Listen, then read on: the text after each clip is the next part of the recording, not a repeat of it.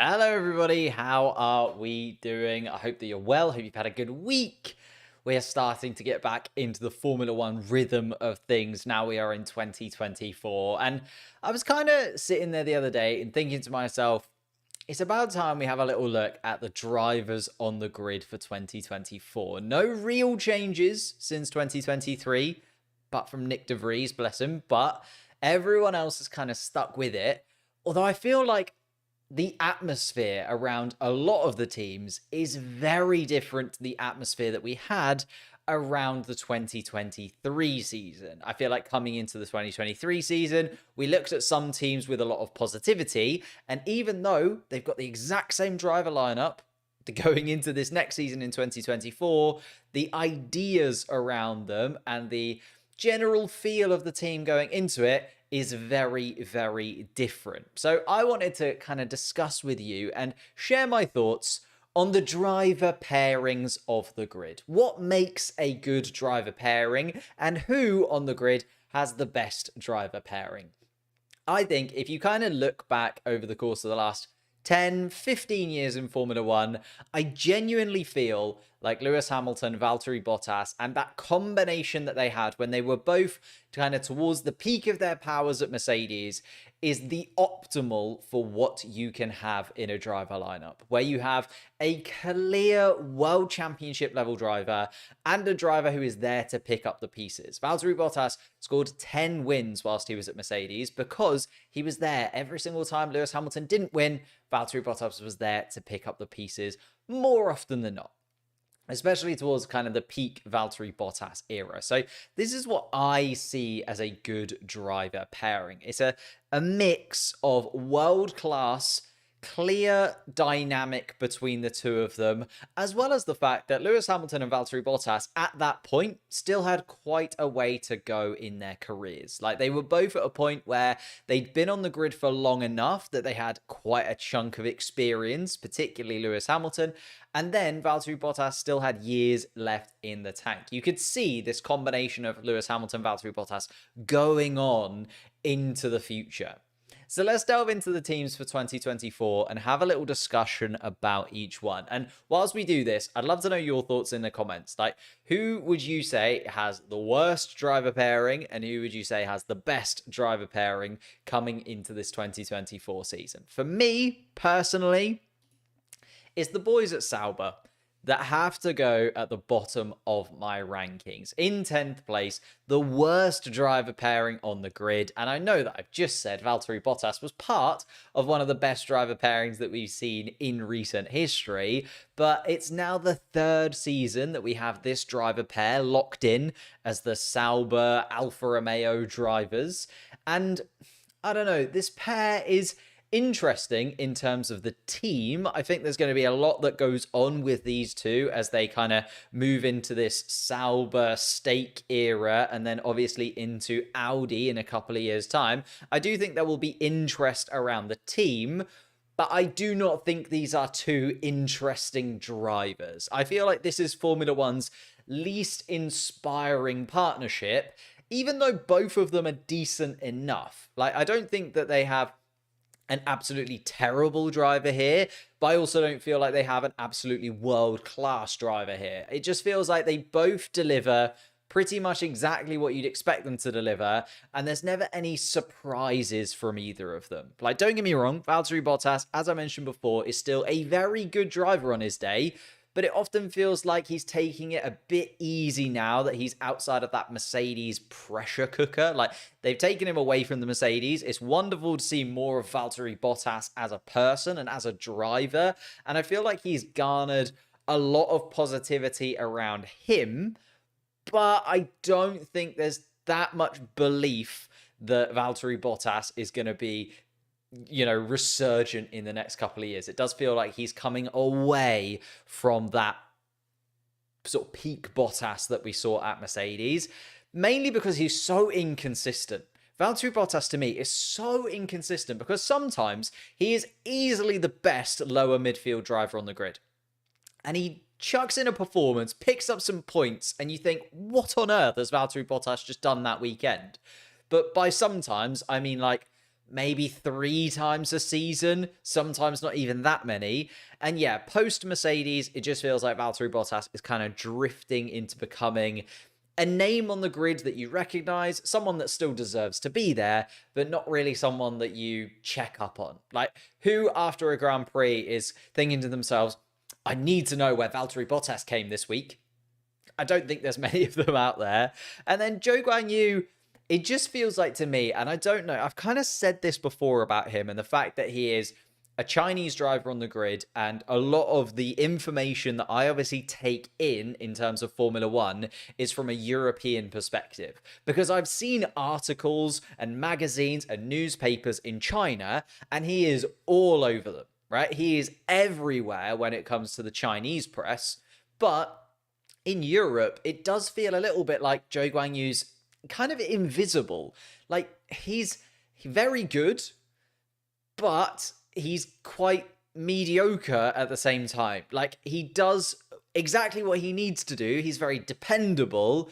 He never gets himself into a lot of trouble. He often matches Valtteri Bottas in terms of results, but he lacks that kind of edge of pace that you sometimes see from Valtteri Bottas in qualifying. Like, I just can't remember many weekends where I've needed to talk about Zhou Guanyu afterwards. Like, I've needed to say how good or how bad a race he has had, because a lot of the time he just puts in a 6 out of 10 performance. Nobody really talks about him. And that's why I've got Sauber in 10th place. I just feel like both of these drivers are a little bit anonymous now on the Formula One grid. In 9th place, and this might change considering we've now lost Gunther Steiner from Haas, and the Haas car could be very different coming into next season. The team dynamic could be very different coming into next season. I just feel like Haas, in terms of the drivers, they did the right thing for me. I feel like if you look at 2 years ago when they had Mick Schumacher and Nikita Mazepin, and you compare that to now with Kevin Magnussen and Nico Hülkenberg, they are definitely an upgrade. I think that is clear to say. I don't think anybody can argue otherwise. Like, both Nico Hülkenberg and Kevin Magnussen have been impressive. They both have like bursts of speed in them. But at the same time, they're at a similar point in their careers where both drivers have quite a chunk of experience, and they also have experience of being out of Formula One for a season in the case of Kevin Magnussen, or a few seasons in the case of Nico Hülkenberg. And it's kind of their second chance. It's their second run at Formula One. And I feel like that's quite good, because they both have that kind of harmonious relationship because of that. Just feels like, though, because of the fact that they are on that kind of second stint, it's not like they're ever going to trouble the top teams ever again. There's a little bit of a lack of excitement when it comes to Nico Hülkenberg and Kevin Magnussen for me. Like, again, I could see the two of them sticking around at Haas for the next few years, doing a really good job, but I can't see myself getting excited about a Kevin Magnussen performance and being like, oh, is this going to be the turning point for Kevin Magnussen where he can move into a Ferrari? That's just never going to happen. There's no way that that ever comes to fruition.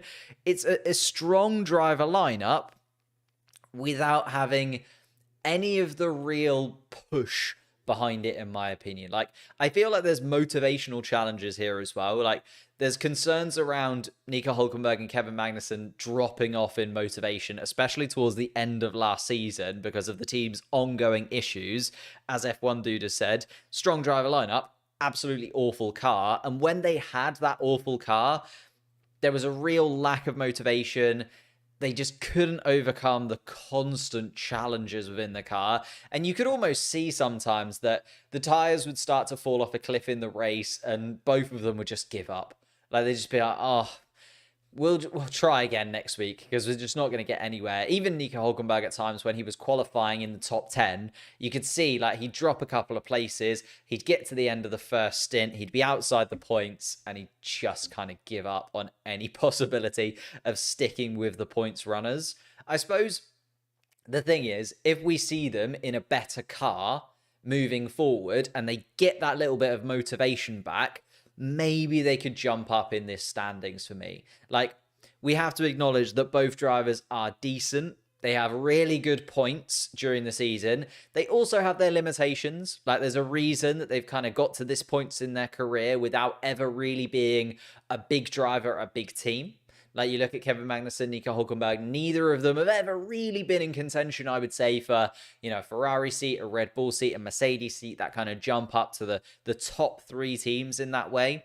And like, whilst Nico Hulkenberg receives a lot of positive remarks for obviously his comeback into Formula One and his consistent performances over the course of 2023, I think Kevin Magnussen does drag this pairing down just a touch. He was lacking a sense of kind of urgency to improve the car. He just didn't really seem to be bothered that much by the 2023 season by the end of it. And yeah, I suppose maybe Haas are now looking at the other direction, which is like, Haas is always going to be a bit of a seesaw, especially when they're in a car like this at the moment, where they went from youth to experience over the last couple of seasons. And now, really, we get into the point where Kevin Magnussen's been there a couple of years, Nico Hulkenberg's going to be there a couple of years, and it's like, okay, now do we need a little bit of an injection of youth? Like, they kind of need to go back to the drawing board a little bit and try and find a rookie who performs better than Nikita Mazepin and Mick Schumacher. 8th place, I've got Williams. I feel like this is where we can start to have a little bit of a debate here, because I've seen a lot of people have Haas higher than Williams in terms of their driver lineups and understandings of the driver pairings. I think this is the first pair on the list where there's a real divide in quality. Like, Bottas and Joe are often quite close to one another. Kevin Magnussen and Nico Hulkenberg are often quite close to one another.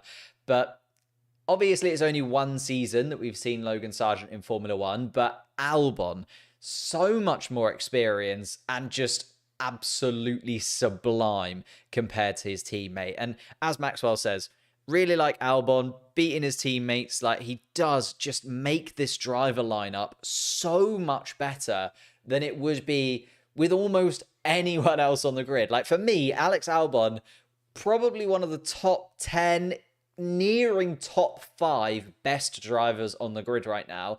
And there's reasons that over the course of last season, we started to see like little links with Alex Albon to places like Ferrari or Aston Martin and stepping up the grid because of his performances. Like, the overall quality of Alex Albon and his best drives over the course of this season just elevates this lineup, I think, off of the bottom for me. I feel like Williams could have easily been ranked 10th in this list had it not been for Alex Albon's absolutely sensational 2023 season. Like, Albon's presence just lifts them above Haas and Sauber. Even though Sauber have got someone like Valtteri Bottas, who's won Grand Prix, even though we've got, Kevin Magnussen, who's picked up podiums, Nico Hulkenberg, who's been a consistent face on the Formula One grid for so long, Alex Albon, for me, single-handedly just raises the level. Sargeant brings it down. Sargeant hasn't done enough, in my opinion, to even prove that he kind of deserves to be in Formula One. He just still has so much to prove in 2024. Like, you think about the doubts about his capabilities and his level in Formula One, the fact he was 22-0 in qualifying, and that deficit to his teammate that he never even looked close to being on Alex Albon's level. And I don't know, for me, it feels like Logan Sargeant might be a little bit of a placeholder for now. Like, there's a lack of strong conviction even from the team themselves. Like, they waited a very long time to confirm his place on the 2024 grid. Logan Sargeant, if he was that Williams guy, they'd have probably said it a little bit quicker. I know it's James Vowles came in after Logan Sargeant was given that seat. Would James Vowles have picked Logan Sargeant at the beginning of 2023? It's difficult to know. And I know it's tough to judge him fully because the changes to Formula 2 and jumping into a Formula 1 car is so tricky. But yeah, I do feel like he might be a little bit of a placeholder. The Formula 2 cars are changing next season. There's a lot of really exciting talent in Formula 2 for 2024.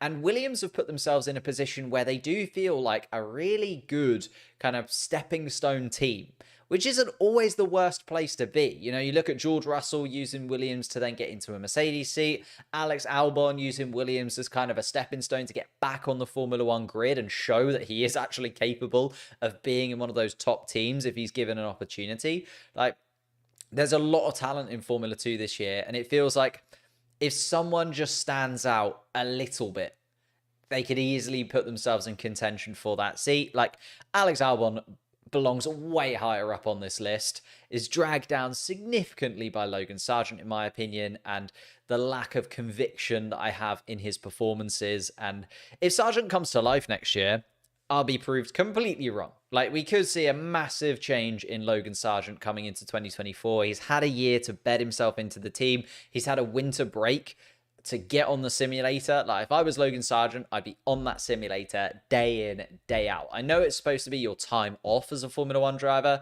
but doesn't matter. Get in there, get on the simulator, work really hard. And like, Williams could easily fly up this ranking if Logan Sargeant puts in a decent season over the course of 2024.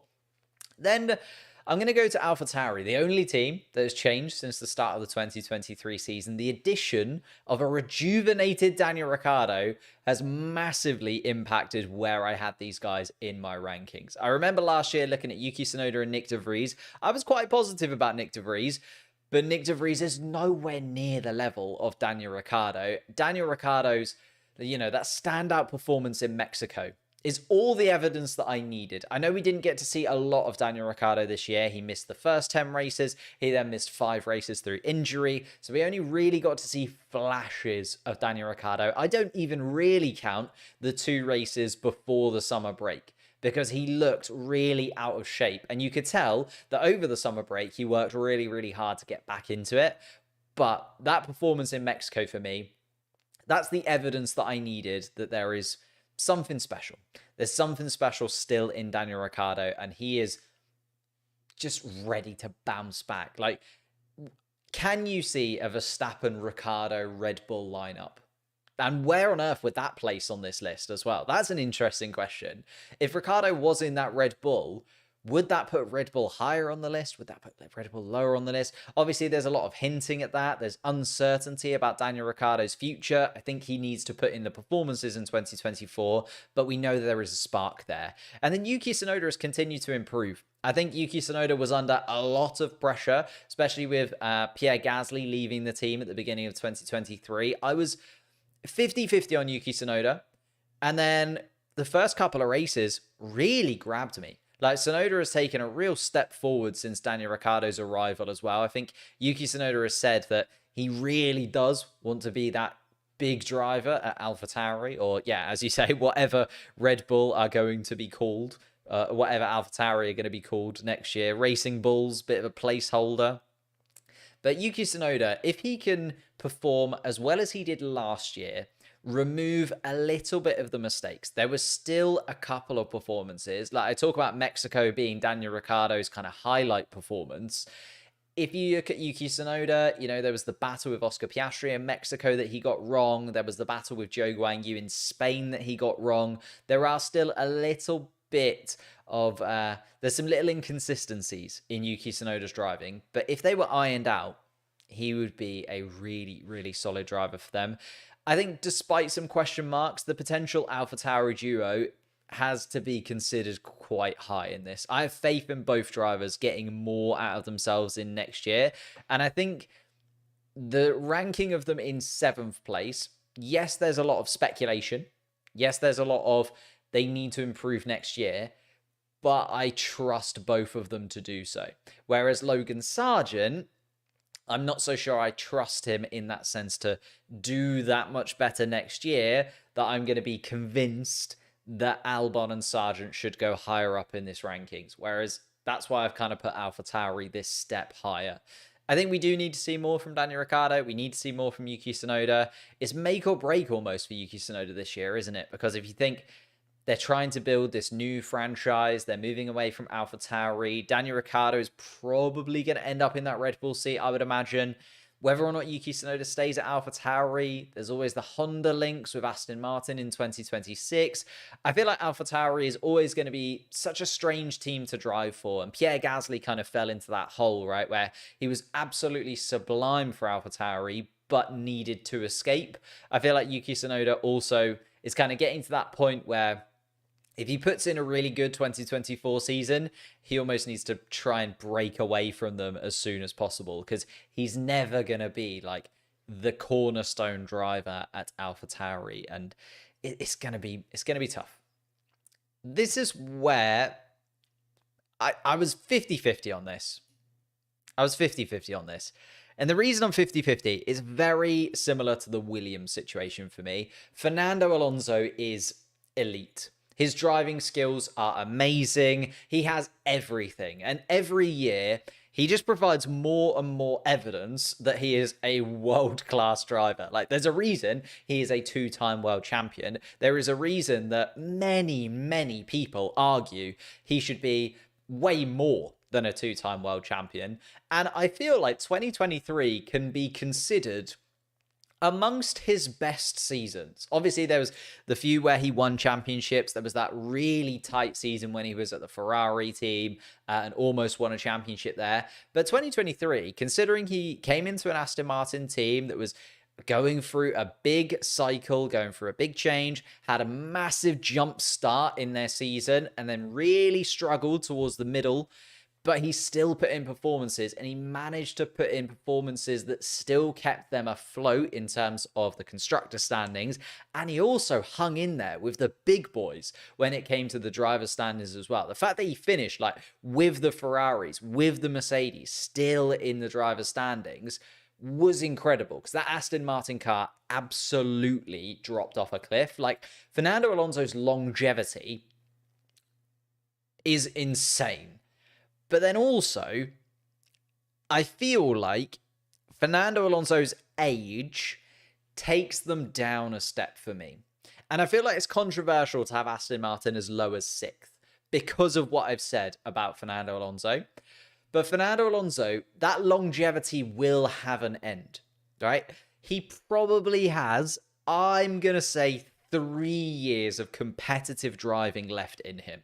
And I know that we said this probably 3 years ago, and he's still going now. But there has to be a point where Fernando Alonso eventually starts to peter out, just in terms of the fact that the calendar is getting longer and longer. The pressure on the drivers is getting more and more as the sport continues to grow.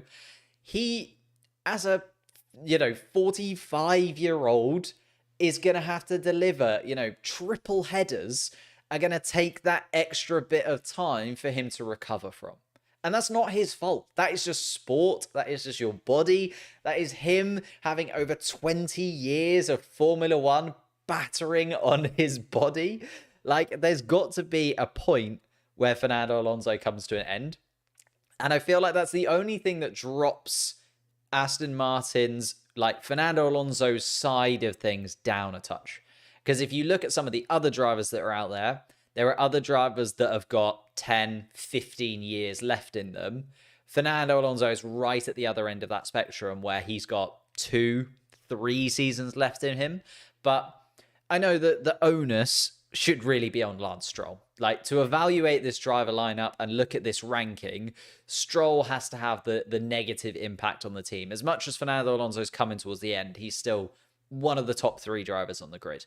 He caused a lot of controversy, did Lance Stroll, last year, both on and off the track, caused quite a lot of damage to the Aston Martin car, but also at the same time caused quite a lot of damage behind the scenes with his team and with the Aston Martin sort of brand in general. Like, Stroll's performances cost Aston Martin 4th place in the constructor standings. I think we can say that. McLaren only came to life 10 races into the season. If Lance Stroll had been slightly better in those first few races, or in the kind of races 5 to 8, and then also if he hadn't had that absolutely cataclysmic drop off a cliff in the middle of the season as well, then I feel like Aston Martin would have beaten McLaren. And Stroll was miles adrift. He was 100 points off George Russell in 8th place. We're looking at Fernando Alonso being one of the drivers that was still in contention for 2nd place with 7, 8, 9 races to go. And yet we've got Lance Stroll over 100 points off George Russell. And George Russell was not great last season. And even lower than Oscar Piastri, who was in his rookie season. And again, Oscar Piastri didn't really get a car that worked until about 12 races into the season. So you could argue that Oscar Piastri only really had the second half of the season to prove himself. Whereas Lance Stroll and Aston Martin kind of had that first half of the season.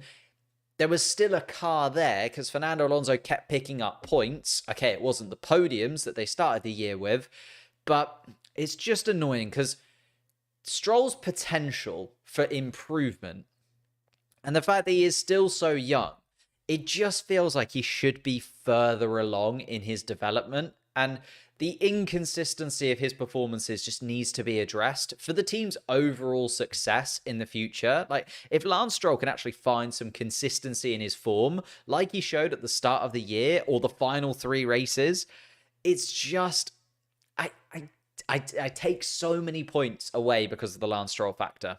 This duo could easily be higher, but for me, the age of Fernando Alonso and the inconsistency of Lance Stroll and the fact that Lance Stroll has had so long to prove what he is capable of and he still hasn't, for me, drops down to 6th place, which does mean quite controversially, considering, we say that Fernando Alonso moved away from Alpine and has got better and has moved to a better team. I think Pierre Gasly and Esteban Ocon are the 5th best driver lineup on the grid. It was... Yeah, exactly. Stroll was fighting Gasly and Ocon for P10 in the standings. Like, either of these two could have easily finished above Lance Stroll in the standings had Lance Stroll not finally kind of got it back together again for the final 3 races. It was very, very close between this pair and Lance Stroll. But Lance Stroll was in a much better car for more of the season. And you could argue probably the better car for almost all of the season. It's starting to get to the point now where I look at Alpine and I almost think, like, if this Alpine duo was in the Aston Martin last year, how would that have balanced out with each other? You know what I mean? Like, if Alpine and Aston Martin had the same driver lineups but swapped cars, I feel like the gap between Alonso and Stroll would have been even larger. But I feel like both of these guys could have probably put in, not the performances that we saw from Fernando Alonso, but a very, very good season where both of them could have probably troubled kind of that top 8 bracket because of the consistency that Aston Martin had in the first 8 Grand Prix. I mean, if you look at Pierre Gasly and Esteban Ocon, they are very evenly matched in their driving abilities. They both have, their positives and negatives, but overall, if you had to give them an overall score, I feel like they're pretty much exactly the same. And that is what a well-balanced midfield driver lineup should look like. They've both shown that they are more than capable of being really quick, really dependable midfield drivers, even if, like, either of these drivers doesn't have that elite individuality and the potential, rise to a top team.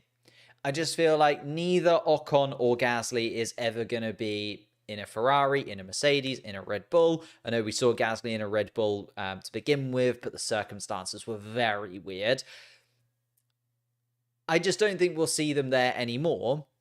But I think we have to acknowledge that Alpine would have traded Gasly for another year of Fernando Alonso. So it's kind of that balance between how do you see Aston Martin and Alonso, how much positivity do you take from Alonso versus how impressed you are with Gasly? Because I think the positivity about this duo's ability to work together is great. Because I think we were all worried at the start of the year. And the reason that I actually had them lower than this at the start of 2023 is because I was expecting fireworks. I was expecting these two to come into the 2023 season and it just be an absolute bomb. And it almost was. There was a few sparks. There was a few times where it kind of felt like, okay, this might be the igniting point for Ocon and Gasly to start to rip themselves apart. But actually, they were better than expected in terms of their collaboration in 2023, and I think they put together a pretty decent season. I was very impressed with Pierre Gasly. I know I'm slightly biased, being a Pierre Gasly fan, but coming into the team, outscoring his teammate, even if he needed a little bit of luck, you can talk about Singapore where Ocon would have come out on top, and there's an element of luck to Pierre Gasly outscoring Esteban Ocon, but Gasly was, I would say, the much better driver in the second half of the season in particular. For me, this combination lacks consistent cutting edge.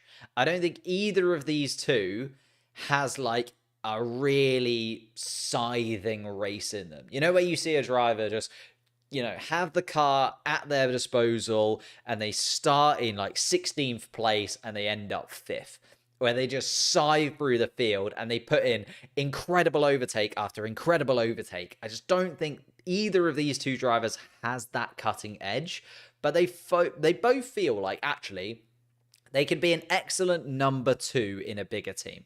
I know that I've just said I can't see either of them kind of taking a step up the field, but I feel like either of them, actually, if you had Max Verstappen in the Red Bull and either of these two as the second driver, I feel like now they do a pretty decent job. Or even Charles Leclerc in the Ferrari. Let's say Charles Leclerc is the number 1. I feel like if you put Esteban Ocon in that number 2 seat, he'd probably do a pretty decent job. Wouldn't be as good as Carlos Sainz, don't get me wrong, but he'd probably do a pretty decent job. He'd deliver enough points where they'd probably do okay in the constructor standings, and you'd be like, oh, okay, they finished where they should be in the constructor standings. Yeah, Maxwell, that's a good point. Gasly is, on average, the better driver, but Ocon definitely has those higher peaks and lower lows. I think, yeah, Ocon definitely this season at least had a real bounce in terms of the positives and negatives that there are. And Alpine ahead of Aston Martin, Maximus not sold on it, but I just feel for me, these two, I have a lot of confidence in them maximizing the potential of an Alpine car, maximizing the potential of a middle-of-the-road midfield car, getting that midfield car to exactly where it should be, not necessarily overperforming in it, but definitely not underperforming in it. And it just feels like both of these drivers have kind of hit their ceiling at Alpine. Neither Gasly nor Ocon is considered elite individually, but as a pairing, I really like them together. And that's why I've got them in 4th place. 5th place. 4th place. 4th place. Hear me out. Okay. The problem that I have with Red Bull is, although Max Verstappen is exceptionally talented, last year he was a level or 2 above every other driver almost every single weekend. Verstappen's excellence provides everything to this Red Bull team, and for some would be enough to just put them top of the standings. The fact that Max Verstappen literally, in terms of the championships, won both of them by himself, that he was good enough to win every single Grand Prix, apart from 2 that his teammate won early on in the season, where the Red Bull was still finding his feet, and 1 in Singapore, where the team just didn't deliver him a car that was capable of winning that weekend. For me, I understand why you would put Red Bull first, just based on Max Verstappen in terms of that 2023 season. But we have to remember, this is moving into 2024. I'm assuming that Max Verstappen is not a robot. And although we saw this incredible year in 2023 from him, he's not going to be able to do exactly that again. Not going to be able to do exactly what he did last year all over again. And I'm already seeing the comments coming through. I know this is a tricky one, but Perez, as a weaker number 2, I think does take this team's ranking down considerably. And I think the problem is, I had a lot of faith in Sergio Perez. He came in 2021. He was very, very good. 2022, I would say he was even better. 2023 was abysmal. And I don't know where he is going to find the ability to get his confidence back to a level where he can actually be close to Max Verstappen, or, well, actually not even close to Max Verstappen. The problem with Sergio Perez is, what we need from Sergio Perez is just for him to be a decent number 2. You know, it felt like at times he was pushing the car and trying his best to be as quick as Max Verstappen, but he really doesn't need to. He doesn't need to push the car that hard. He just needs to be a decent number 2. All he needs to do is qualify in the top 4 or 5 and cruise to a podium finish. But he wasn't. He was trying different things. He was trying weird setups. He was trying to find pace in this car so that he could match Max Verstappen. And in doing so, he actually took pace off of himself. He ended up not being in Q3. He ended up putting the car in the wall. He ended up not putting in performances. Or when he did get a chance, like in Mexico, he tried to just do something out of the blue. He tried to just jump into it. And that's not capable. That's not what you want either from your driver. That's not what you want. That's not what Red Bull want.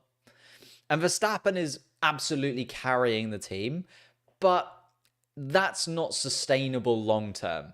If other teams like turn around their seasons, you know, the kind of teams around Red Bull finally sort out their machinery, Ferrari in particular for me, if they sort out their machinery, Verstappen is in a similar position to Alonso, although luckily for Red Bull, Verstappen is the younger driver in this pair. It feels like Sergio Perez is getting towards the end. Sergio Perez has been around for a considerable chunk now, 10 years in Formula One, maybe even longer off the top of my head. And it just feels like, yeah, this pair doesn't quite line up with one another. Like, this lineup could be the best on the grid. If this was Sergio Perez 3 years ago, I feel like we saw peak Sergio Perez in kind of 2019, 2020. If I kind of think about those 2 seasons, they're the ones that come to mind for Sergio Perez, where he was just really finding his feet in that kind of racing point car, had that incredible season that got him this Red Bull drive.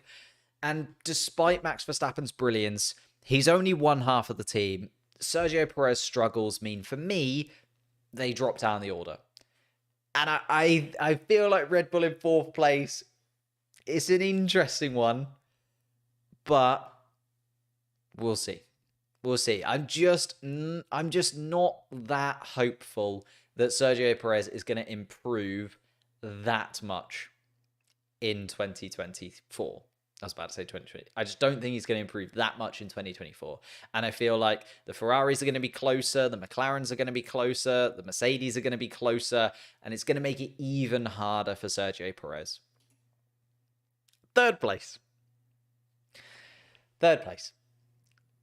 Right. When Lewis Hamilton has a car that suits him, he is almost impossible to beat. Hamilton's dominance throughout the year, like when you think of everything there is and everything that is around him, he has been astounding. But in the last couple of seasons, when the car hasn't quite been there, he's still gotten good results. Don't get me wrong. He's still got a lot of good results. And in 2023, he could have finished in 2nd place in the championship, which would have been mental. Despite his occasional inconsistencies, he was wonderful to watch in 2023 was Lewis Hamilton. I still think George Russell has the potential to be in and amongst the discussion for a possible world championship. I can see him getting to the level where he does eventually get to the level where he is taking that mantle from Lewis Hamilton and fighting for titles in the Mercedes car. But when I look at it, I can understand why, when you look at the 2 drivers themselves, Mercedes, everyone seems to think they have the best driver pairing when the drivers are at their peak. Like, if both drivers were put in, if all 20 drivers were put in, identical cars on the grid, it stands to reason that probably the Mercedes drivers would finish the highest as a duo. You know, I feel like if everybody was in the same car and they did a one-off race, Lewis Hamilton would probably be in contention for the win. George Russell would probably be in contention for kind of the top 5 or 6 places. I have my concerns, though. First of all, the inconsistency in 2023. Like, the Mercedes duo was so inconsistent in 2023. Both Hamilton and Russell had weekends where they were miles adrift of their teammate and then also the rest of the field. It felt like particularly George Russell just fell so far off what we were expecting from him coming into 2023. I know that it's very equipment dependent. You can sort of say, well, before Monaco, they were still using the zero pod. That didn't suit either driver too well. Then they sort of switched it up. They got a car that suited Lewis Hamilton a little bit better. George Russell still couldn't get to grips with it. And there's a lacking consistency of the equipment that they're using, which maybe then also leads to a lack of consistency in the driving that we see. Like, Hamilton, absolutely, once he clicked with the car, started putting in better performances, whilst Russell kind of was a little bit more up and down over the course of the season. But I feel like there are question marks over both of these drivers and where they really are in terms of the errors that they made over the course of 2023. Like, we have to acknowledge the errors from both drivers. Lewis Hamilton smashed into his teammate in Qatar. George Russell smashed into the wall in Singapore and Canada. I feel like both of them had really tough segments of last year.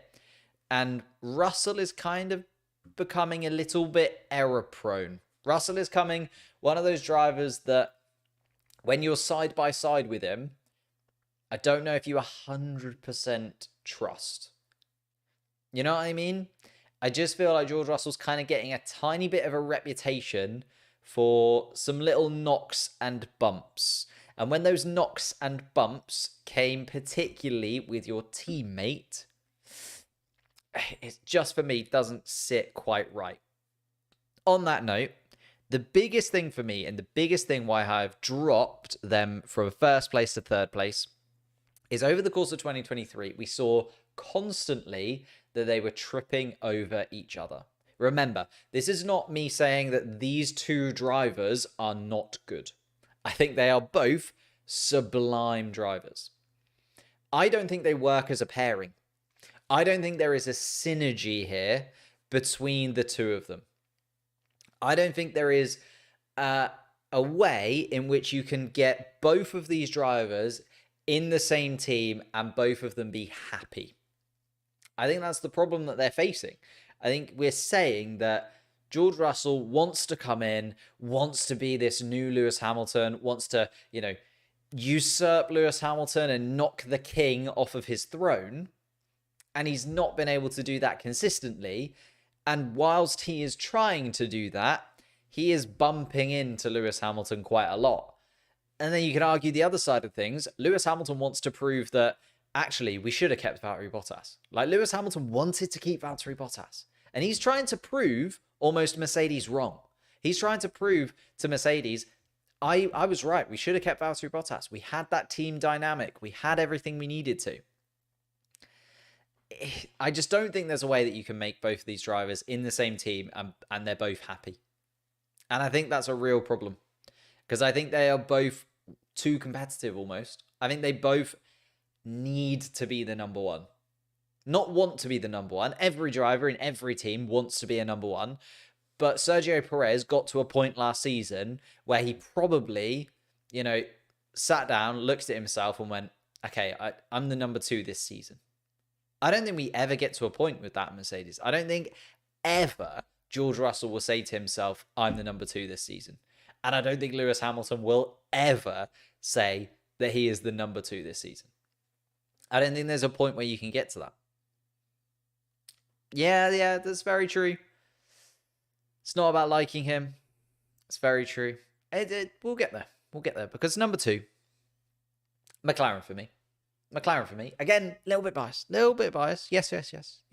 But let me explain. In the words of Kevin Hart, let me explain. The combination of Lando Norris's experience and Oscar Piastri's rookie status meant that last year, I was a little bit 50-50 on this. I was, we were getting rid of Daniel Ricciardo. We were getting Oscar Piastri in. But I think we've seen over the course of this year that they will drive each other to new heights in 2024. I feel like Lando Norris, in particular, really stepped up his game when he started to see that Oscar Piastri was the real deal. And Oscar Piastri is the real deal and will get better and better and better. I think if you took all of the driver lineups, this is the fastest combination on outright pace. Just outright pure talent and speed. I think these two have the best combination. They both still have areas for improvement. Lando Norris still makes problems for himself in qualifying. Oscar Piastri still needs to work on his race management. But Oscar Piastri was absolutely sensational in his first Formula One season. His rookie season, he showcased that he is an exceptional talent. And he showed exactly why he is so wanted, why he was so wanted by so many different teams. We have to remember that when Oscar Piastri was coming through the ranks, when Renault signed him, that was a coup. There was a lot of teams that were in for Oscar Piastri. And even last year, when McLaren were able to get him to sign on the dotted line, a lot of teams had an eye on Oscar Piastri, wanted him to come in. Like, Oscar Piastri is potentially a special driver who is already challenging Lando Norris and will improve even further. This is why I think if we look at his rookie season, Oscar Piastri had the best rookie season by far since 2019. And that was when Lando Norris came through with George Russell, with Alex Albon. And we're looking now at how good Lando Norris is, how good Alex Albon is, how good George Russell can be. And Oscar Piastri is right up there. He's going to get to that level as well. And he's still a rookie, of course. He still has rough edges, especially in his racecraft. I feel like that's a true weakness that he does have. And it prevents this McLaren lineup from surpassing, obviously, who's in number one, but we already know for me. But he's shown that he deserves time to work on that. He's shown that McLaren will be overjoyed to nab him off Alpine. And he's shown that he can, if Lando Norris does move on, which I feel like is inevitable. There will be a point where Lando Norris wants to drive for another team. Oscar Piastri is the perfect replacement there. And Lando Norris is already one of the best drivers on the grid. For me, he is just continuing to develop and get better and better and better. I can't understand when people say that they don't like Lando Norris or they don't respect Lando Norris's ability. Because I can't think of a driver that has got better every single season, like noticeably better every single season for 5 seasons in a row. I can't think of one driver. And obviously that does mean, Lando Norris, I don't think started at this ridiculously high level, but he has got better and better and better. Like, he was just a driving force last season in terms of McLaren's improvement in 2023. He delivered as soon as that car was good. As soon as the car was there, McLaren were like, we are bringing the upgrades to Austria. As soon as he delivered that upgrade, he delivered them a podium. As soon as. He just turned it on. And also, his racecraft took a leap forwards last year. Like, his attention to detail during the races is incredible. His tyre management is excellent. His overtaking is sublime. It just feels like when there is an opportunity to overtake, he more often than not gets it. Of course, there are still errors. Norris's qualifying errors were beyond frustrating. I made a video about it because I was so frustrated with Lando Norris's qualifying errors. And Norris is prone to letting opportunities slip. I know that is a thing that comes back. I know that everyone brings up Russia because it was an opportunity that was let slip. You can also say the fact that he didn't beat Daniel Ricciardo in Monza, even though he was by far and away the better driver over the course of that season. again, is another one where he's just let that opportunity slip through his fingers. But there will be a time where he comes good. Piastri is an exceptional talent, considerable potential for improvement. Lando Norris is already one of the best drivers on the grid on a consistent basis every single weekend. And on top of that, we talk about Fernando Alonso coming towards the end, Lewis Hamilton coming towards the end, Sergio Perez coming towards the end in these driver lineups that have just been before. These two could be at McLaren for the next 10 years and could easily be the best driver lineup for that entire 10-year period. There is so much that these two can do. So much that these two can do.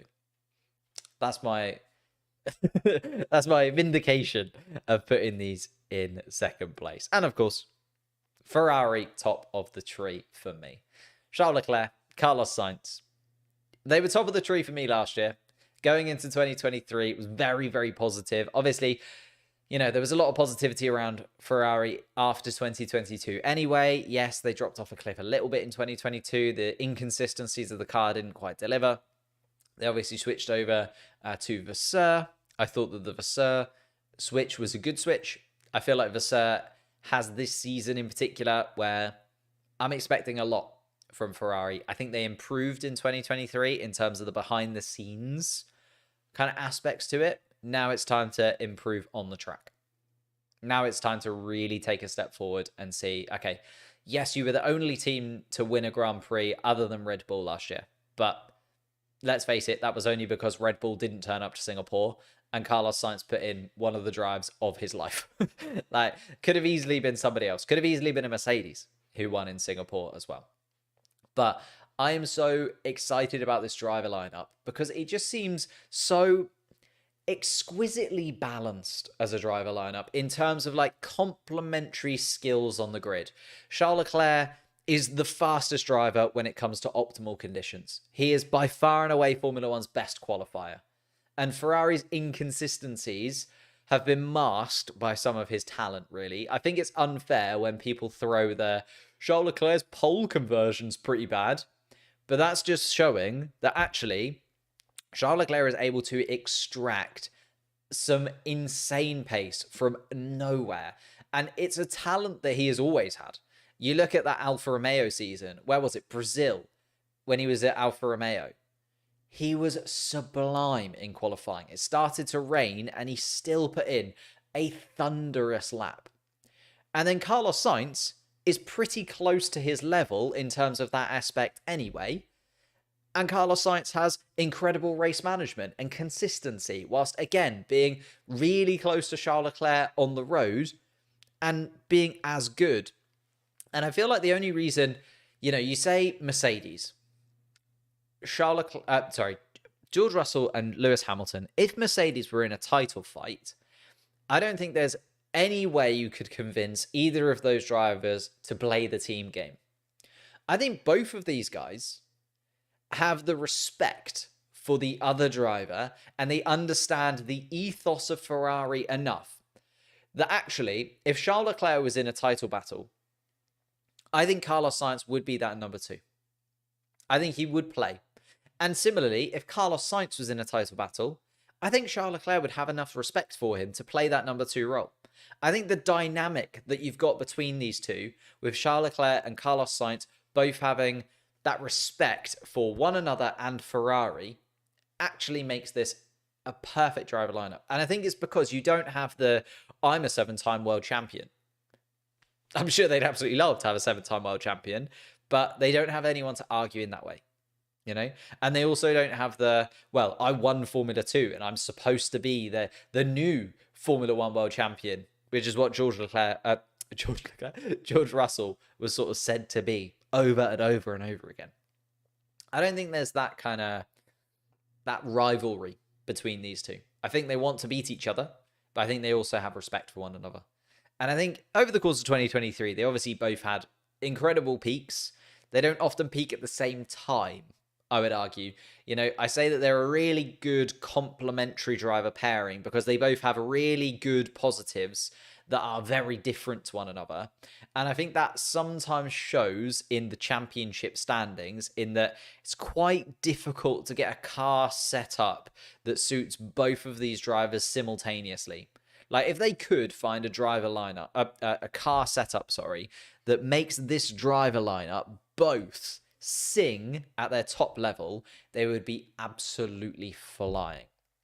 However, that's a challenge. Getting them to peak at the same time is something that Ferrari are still working on.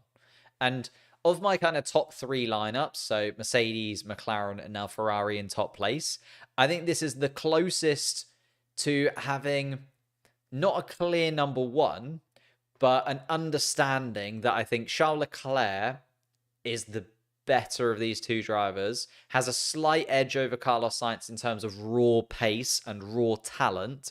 And I think Ferrari kind of have the ability to treat them as such. I think Leclerc is the favourite in Ferrari. Whereas, as I've said, Russell, Hamilton, they try not to show favouritism. Norris, Piastri, the dynamic is a lot more complicated. Leclerc could absolutely shine in 2024. And this is an early prediction. I think Charles Leclerc, at the end of this 2024 season, we're going to say that this 2024 campaign was vintage Charles Leclerc. I think this is going to be one of the best seasons that we see from Charles Leclerc in his entire career. I think he could easily show what Ferrari are really capable of this year and put in some dazzling drives for this team. I think, if you want to really argue about it, there's a real toss-up between Mercedes and Ferrari and McLaren for top spot.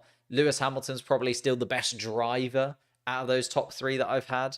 Max Verstappen is definitely the best driver on the grid right now, but is dropped down because of Sergio Perez. It is how you kind of judge the age factor, the ability factor, the positivity around them coming into 2024, post 2023, how much you think they would have grown over the course of this winter break.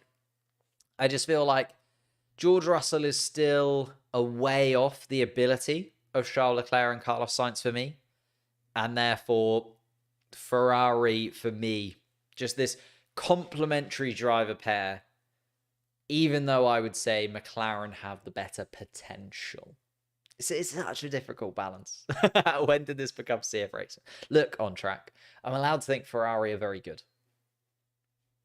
Whether or not they'll be able to show that they're very good is a very different question. But here's my rankings then. So for the 2024 campaign, the driver lineups going into this year, Sauber, Stake, whatever you want to call them, I think have the worst driver lineup. Haas, I think, could be improved.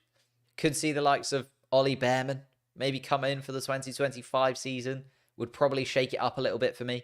Williams still have a lot to prove with Logan Sargent.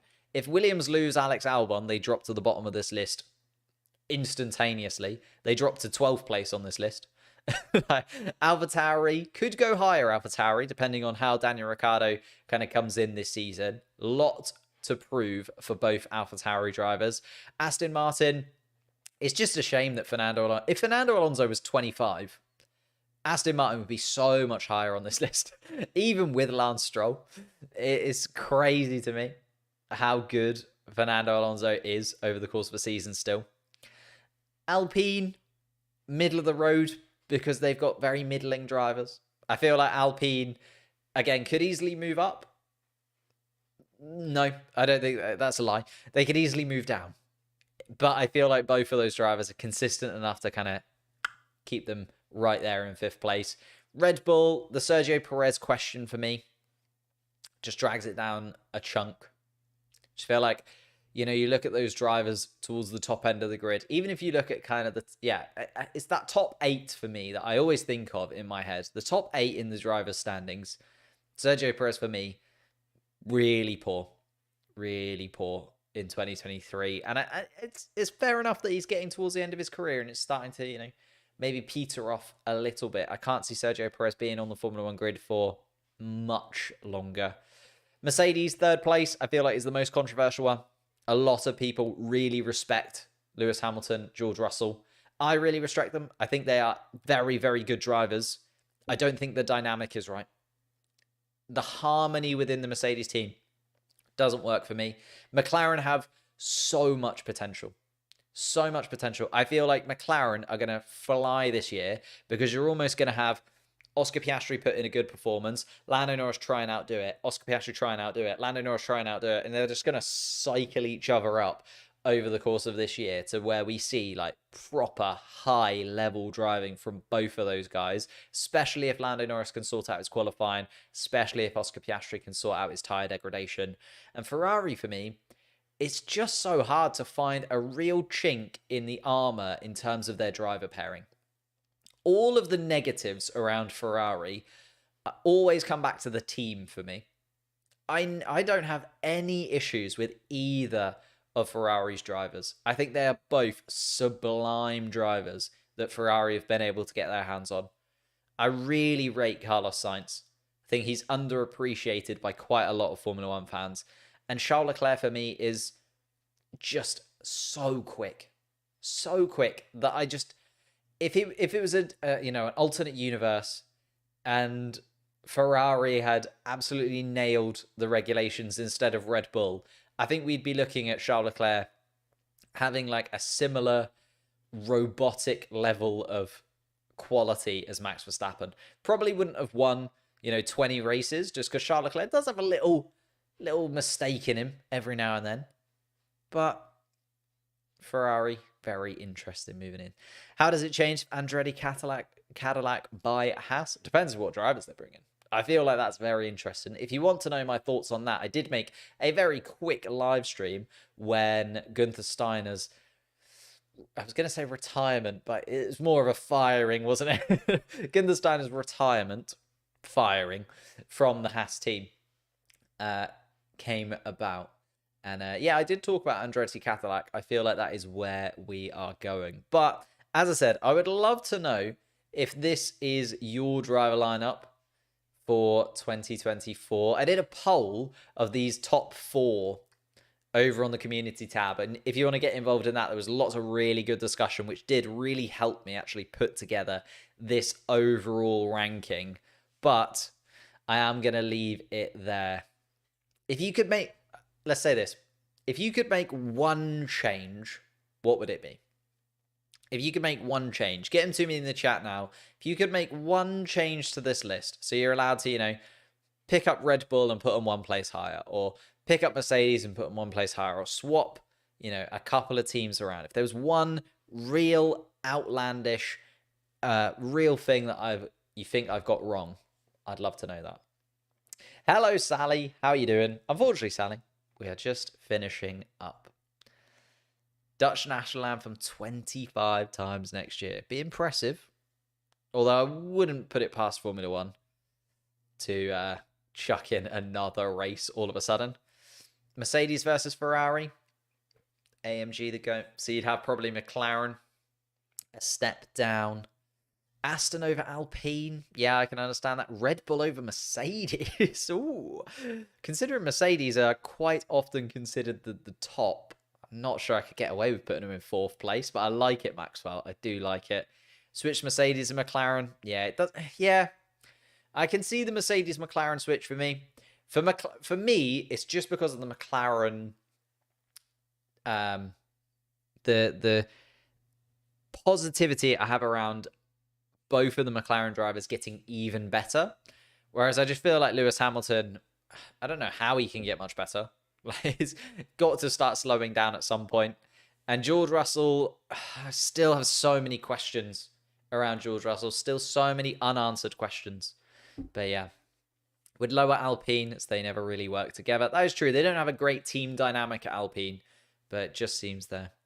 Typical of me. Good to see you, though. Thank you, Sally. Thank you, everybody. Thank you to all of the subscribers as well that we've had popping up over the course of this. But a quick hour stream just to kind of check in with you guys. Starting to get a real rhythm in 2024. If you haven't checked out a couple of the videos that we made over the kind of winter break so far, really lovely video on Kimi Antonelli that I was very, very happy about. A video on Lance Stroll and his rise into Formula One, and In fact, it was actually quite weird. I delved into it a little bit, and it was very strange to see how Lance Stroll actually made his way into Formula One. Very kind of different to maybe what you'd expect. And then also a little video on Nick De Vries. And was he actually that bad? Because it seems like he was the worst driver ever, because he got gotten rid of after 10 races.